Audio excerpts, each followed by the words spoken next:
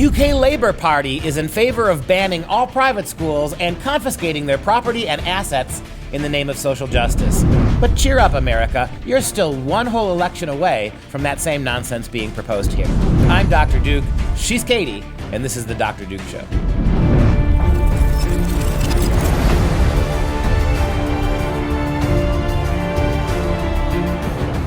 Hello, everyone, and welcome to the Dr. Duke Show, the only program out there that keeps you educated on all the craziness impacting K-12 classrooms and college campuses across the world. Today, we're discussing a new sex ed program being pushed in English schools that teaches children as young as 6 how to touch themselves, and I don't mean playing with their hair. Plus, a college president calls a Boston Straight Pride Parade a perversion and pure spectacle. I can't wait to hear how he describes an actual gay pride parade. But we start across the pond where the UK's Socialist Labour Party has voted, or at least consented, to abolish Britain's private schools and redistribute all of their assets in the name of socialism and social justice. And that, of course, would be Jeremy Corbyn, leader of the left-wing Labour Party in the UK. And they all voted to back a plan that would eventually see a future Labour government, they're not in power now, abolish all of Britain's private schools, signaling that members want the motion included in the party's next election manifesto. So when the next round of elections come along, this is going to be a plank in the Labour Party movement. Hey, England, elect us. We're going to get rid of your private schools. Didn't we used to hear that World War I was won on the battlefields of Eton? James Bond, right, getting that Eton education. Well, that's a great platform, Jeremy. You go ahead and run for absolute power in the UK by arguing you're going to get rid of every single private institution in that country and seize their assets and redistribute them to the public schools in the name of justice. And you know this is all being done because it needs to be fair. Mm-hmm. That's the argument. It needs to be fair. So the members of the party also basically voted within for themselves to force universities to cut the number of independent school students that they would accept. Right now, about 10% of private school students are accepted. They want to cap this at 7%. And when they were speaking at the party's conference in Brighton last night, just a couple nights ago, the Shadow Education Secretary, Angela Rayner, said that the Labour Party will set its Social Justice Commission to work on making the whole education system fairer through the integration of private schools. Oh, that's all what it's about, being fair. When you hear the word Social Justice Commission, just think back to any number of Soviet commissions that only purpose was to destroy free markets, entrepreneurship, independence, secular Christian education. Anything that deviated from progressive social norms, they were going to shut it down. That's what you have going on here. A Social Justice Commission is going to work on making the whole education system fairer, which means, again, that no one's ever allowed to be smarter, no one's ever allowed to be better, no one's ever allowed to work harder, no one's ever allowed to be innately gifted. Those things now violate our norms for normalcy. And so what you're going to do is you're going to have to lower standard. Well, think Common Core with an English accent. Yeah, well, in the fact that they call it their manifesto. Anytime you put a manifesto. But in the name of fairness, shouldn't that be a people festo? It sounds so much more uplifting, more fair. Right. They said the members resolved to include in the next Labour Party general election manifesto a commitment to integrate all private schools into the state sector, which would include endowments, investments, and properties held by the private schools to be redistributed democratically and fairly across the country's educational institutions. And what fairly means to these socialist morons is you give it to all the immigrant schools, right? One wonders how this applies to the burgeoning Muslim schools that are now in Londanistan.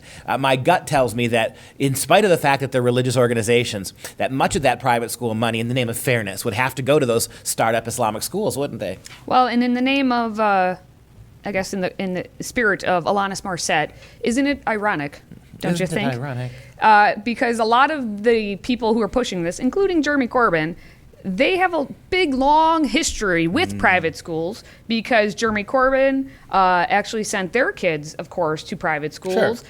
Seamus Milne is the communication director. John Landsman, the momentum chief. I don't even know what that means, but the momentum chief, Jeremy Corbyn.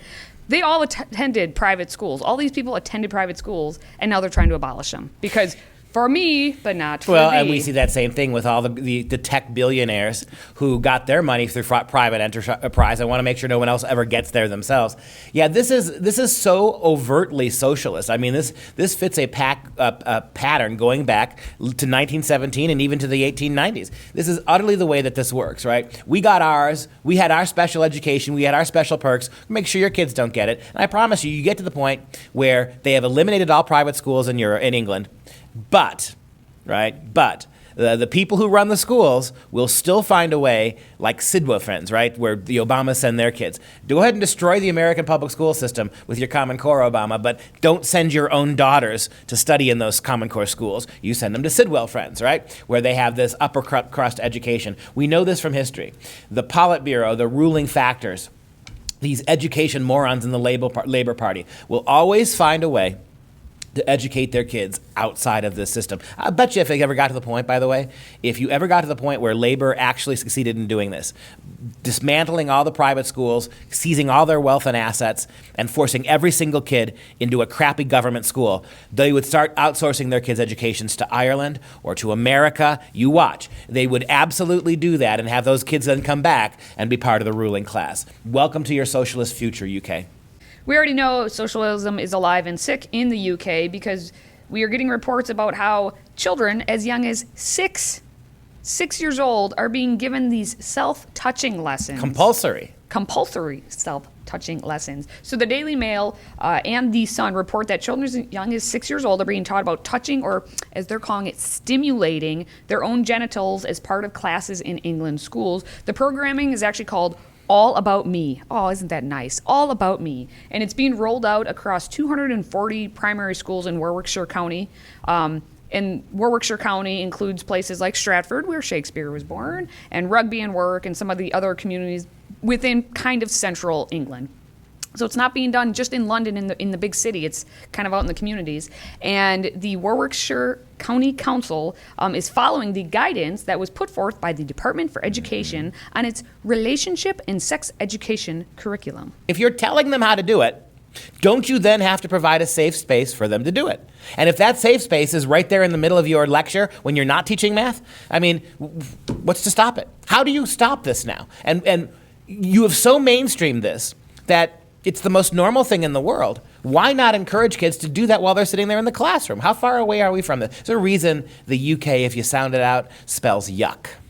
I'm not going to talk about tallywhackers, but I am going to say that documents were obtained by the Daily Mail, and they detailed how this All About Me, how these classes actually operate. It says it involves pupils aged between 6 and 10 being told by teachers that there are rules about touching yourself. And an explanation of rules about self-stimulation appear in the scheme's Year 2 lesson plans for the 6 and 7-year-olds. Do you have to ask yourself permission to touch yourself? Do you have to get consent from yourself? Because that could be one of the rules, right? You have to consent to your own touching of yourself. Well, and they kind of go into a little bit of detail about where, if you should do this in private or in public or whatever. Under a section called Touching Myself, teachers are advised to tell children that there are lots of people who like to tickle or stroke themselves, as it might feel nice.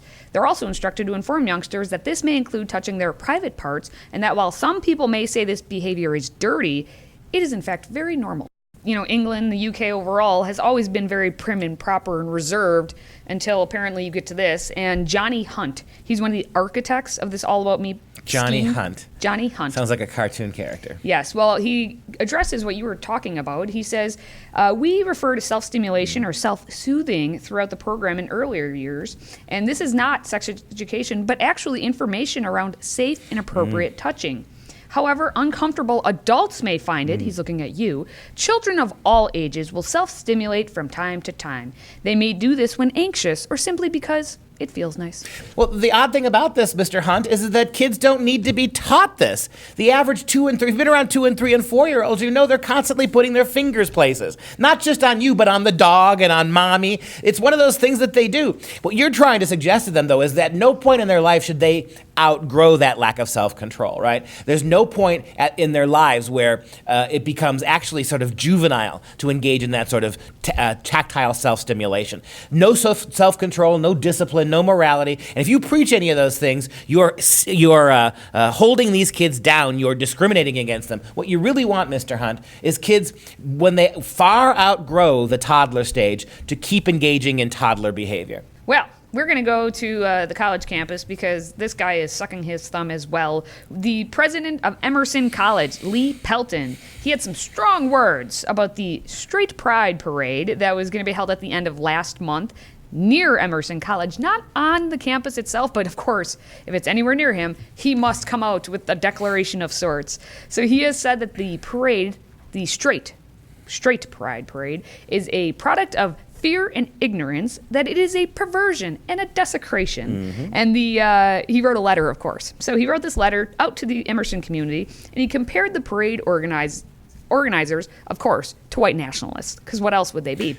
So, 20, 30 years ago, when you had gay pride parades where you had all these floats with naked men gyrating and kissing and humping each other, that was a serious push for independence, a push for liberty, a push for acceptance, a push for recognition. That was all perfectly valid and good. Now that you have completely dressed straight people making the argument that, hey, if we can celebrate gayness to the point that we have elevated it to normativity and we have condemned heterosexuality as heteronormative and therefore restrictive, why can't we have the same spectacle, right? So what was truly spectacle, right? All the glam of a gay pride parade, that is somehow a sacred thing, because to have a straight pride parade desecrates that which is holy. Notice the quasi-religious language of this, right? Homosexuality has had an apotheosis, right? It is now some higher form of understanding. To be gay requires greater sensitivity, greater understanding, greater love, greater sacrifice. It is it's a higher choice. Well, to be boring and heterosexual is not just retrograde, but it's unsacrosanct, right? It is impiety. In this letter to the Emerson community, he writes, the Straight Pride Parade is meant to be a spectacle. We live in the age of the spectacle. It's like its own age now, the age of the spectacle. This event makes clear that when you have no informed position to offer or when you lack a meritorious idea, you whip up attention-getting spectacle. In this case, an odious parade. Odious parade. Meanwhile, adult men and little boys dressed as girls give in flamboyant costumes, reading to elementary school kids at libraries. That's not a spectacle. That's not odious. See, that's a meritorious argument. 11-year-old boys dressed as girls, dancing and shaking their moneymakers in gay bars for drag queens. That's meritorious. That's a higher level idea. The idea that you would actually march perfectly clothed, perfectly normally, right, without casting any slurs, that just say, hey, we're straight and we're here, right? We're straight and we're here. To say something like that now is unmeritorious. It's odious is the word that he used. All right, now this next part that he said in the letter, just listen to what it says and try and figure out who would have been the speaker. He said, do not be lulled into believing this parade is motivated by any noble obligation to protect freedom of speech or assembly. This is its mask only, and behind that mask are a group of angry and misguided people whose aim is to turn a cherished American value, e pluribus unum, out of many one, on its head. Now, when I read that statement, people behind the mask who are angry and misguided and who are trying to wreck America. I thought this was a Black Lives Matter. Or Antifa. Or any of them. But look at that language, too. He quotes the American motto, out of many one, to argue that straight is not part of that. Oh, he doesn't even recognize that. He just said that we should be pushing out of many one. And got news for you, college president. The vast majority of Americans, the vast majority of the out of many one are straight people. And you just said they don't belong. Anybody who celebrates their straightness, anybody who takes to the street to demonstrate their straightness, again, without all the gyrating and the humping, that person now is not part of the movement to make us all one. This is the doublespeak of even college professors, right? That unity means not you if you disagree with me. That unity means only those people who see what I see, and anybody who disagrees isn't one of us. And the only way we can pull together as a culture is if you completely reject what you are and what you think and adopt my idea. This is a university president who couldn't pass a freshman essay in first-year composition with this kind of stupid rhetoric. Well, I'm going to give you one more. One more. Because at the end of the letter, you're going to love this, where he basically attacks the classics. He says the straight pride parade is a perversion. It's a desecration of beauty, truth, and generosity, and that is why we must call it out. Call it what it is, with a loud, clear, unambiguous, and unified voice. And then a new paragraph, nothing less will do. Emerson College, you should feel so fabulous to have a guy like this leading your college. Fabulous. Well, that's all we have for this Wednesday. Don't forget to share this episode and subscribe to the free audio podcast on iTunes, SoundCloud, and everywhere else. Visit drdukeshow.com, subscribe for free, and then leave us that 5-star review so we can grow the show. And that does it for us. We'll be back tomorrow at 6 p.m. Central Standard Time for Freedom Project. I'm Dr. Duke. She's Katie. And until next time, stay educated, my friends.